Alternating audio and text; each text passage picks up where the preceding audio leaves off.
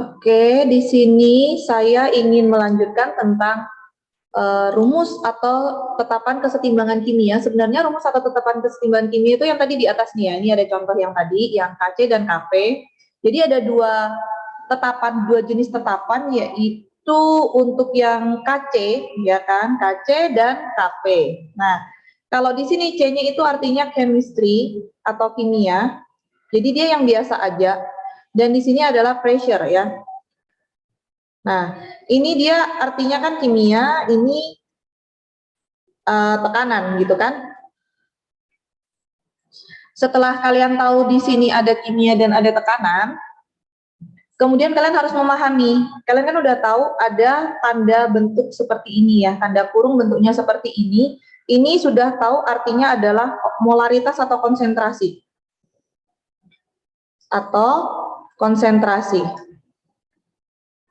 Tapi untuk Kp ya kan, ini saya bagi dua. Untuk Kp nanti dia harus diawali dengan P, ya kan? Harus diawali dengan P, kemudian apa? Titik-titik. Kalau di sini kan dia titik-titik, senyawanya apa, molaritasnya apa, seperti itu. Nah, dia baru tutup kurung. Ini artinya adalah tekanan. Jadi nanti di dalam Kp ini yang boleh dimasukkan itu bukan molaritasnya, tapi yang boleh kalian masukkan itu adalah tekanannya, ya. Kalau misal mau contoh lebih jelas, dibuka ya, dibuka di halaman 151. Halaman 151 tuh ada 5 contoh. Saya kasih contoh, tapi sebelum 151 saya kasih contoh lagi ya. Saya kasih contoh lagi yang lebih terlihat jelas. Misalnya ada sebuah reaksi ya, reaksi kimia. Ada reaksi kimia misalnya seperti ini.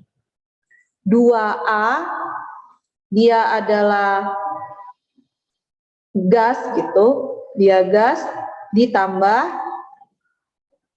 2B, di sini adalah aki, kemudian dia menjadi C, di sini adalah aki, dan ditambah 2D, di sini adalah gas, seperti itu. Berarti ketika kalian ingin menuliskan bentuk KC-nya, ya, akan menuliskan bentuk KC-nya, dia menjadi C, karena dia pangkat 1 nggak usah ditulis, karena kan KC itu adalah gas dan larutan. Berarti yang di sini adalah D, dipangkatkan 2, karena koefisiennya 2, dibagi dengan A di pangkat 2, yang di sini adalah B di pangkat 2, karena koefisiennya 2 semua. Tapi kalau kalian ingin menuliskan KP ingat itu hanya dalam bentuk gas. Jadi kalian nulisnya hanya menjadi D, ada P-nya ya, kelewatan saya. Jadi tetap diawali huruf P, jadi P kemudian D pangkat 2 dibagi dengan yang gas yang di bagian depan adalah P dengan A di pangkat 2, seperti ini ya. Ini adalah reaksi kimia kalau semuanya ada gas dan aki. Tapi kita coba lihat yang contoh nomor 1.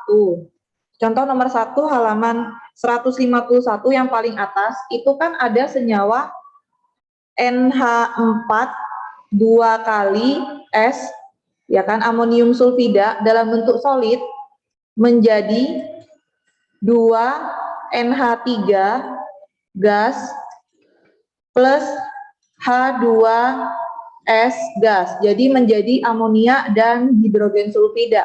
Kalau seperti ini, KC-nya, nah kalau di buku itu dia hanya memberikan contoh KC, tidak memberikan contoh KP, berarti kalian tinggal aja KC, ya boleh juga kamu nulis K, itu artinya juga KC. Ya udah, karena dia hanya gasnya yang di sebelah kanan, berarti tinggal aja KC-nya sama dengan NH3 di pangkat 2 dikali H2S. Nah, karena di sebelah kiri itu tidak ada gas atau apapun, artinya dia dibagi 1. Artinya nilai dari KC itu tinggal aja NH3 pangkat 2 dan H2S, seperti ini ya.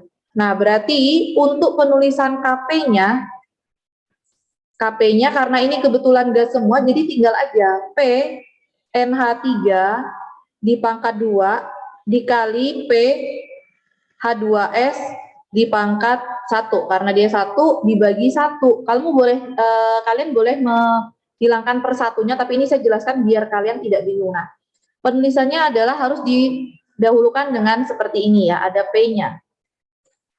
Di sini PH2S seperti ini. Oke, ini contoh yang pertama. Kemudian saya mau ambil contoh misalnya reaksi nomor 3. Ya, reaksi yang nomor 3. Yang nomor 3 itu dia tertulisnya adalah NH3 gas amonium ditambah dengan HCl gas itu namanya hidrogen klorida, bukan asam klorida, menjadi NH4Cl. Ya, menjadi NH4Cl dalam bentuk solid. Berarti untuk menulis Kc-nya, dia artinya karena ini solid berarti adalah 1 per NH3. Kebetulan karena tidak ada koefisiennya berarti pangkat 1 di sini berarti HCl. Seperti itu ya, pangkat 1. Untuk Kp tinggal perbedaannya adalah karena kebetulan ini gas semua, berarti 1 per P punyanya NH3 di pangkat 1 dikali P-nya punya HCl di pangkat 1. Seperti itu untuk yang nomor 3. Nah, saya kasih contoh misalnya contoh nomor 4. Ya, contoh nomor 4.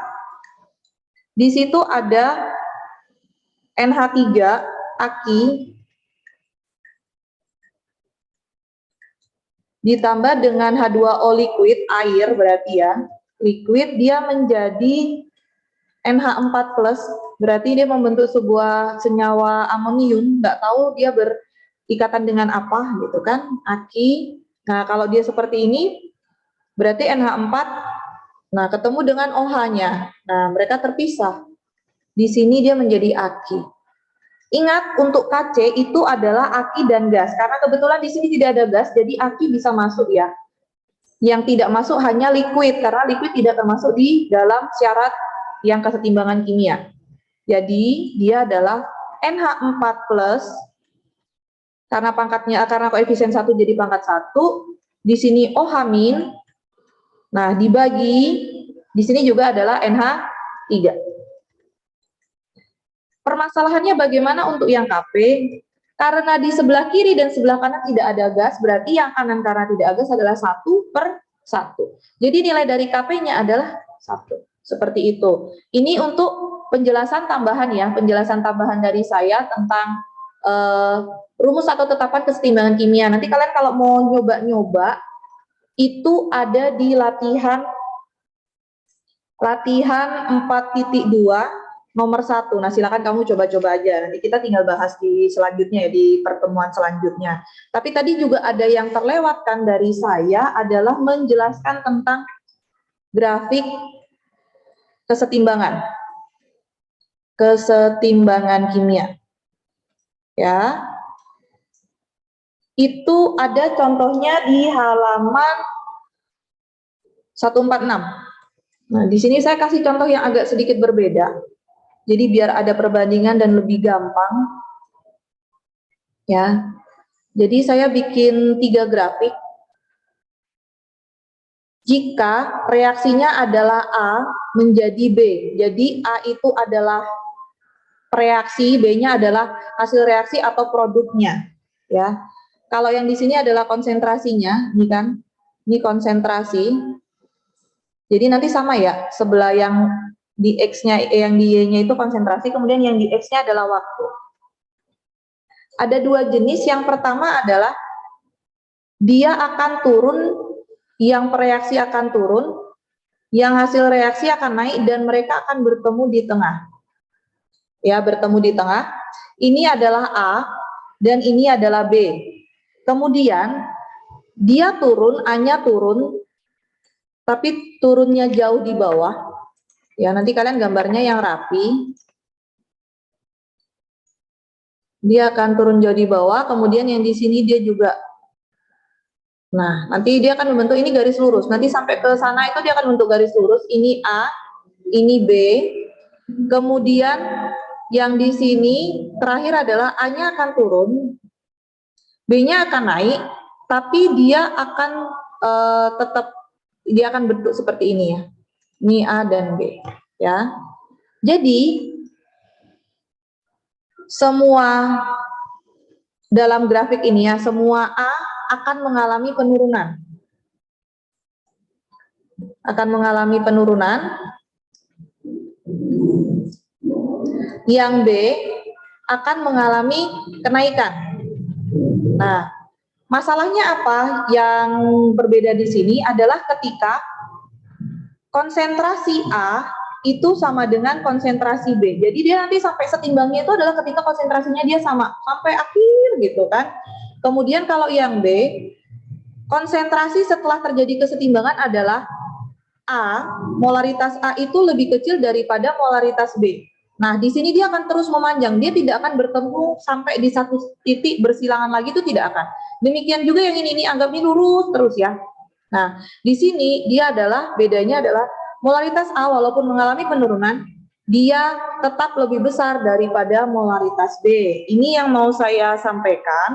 Nanti satunya lagi ada video dari saya itu tentang cara perhitungan, silakan kalian pelajari selama 1 jam. Kalau dari saya seperti itu, semoga kalian paham ya.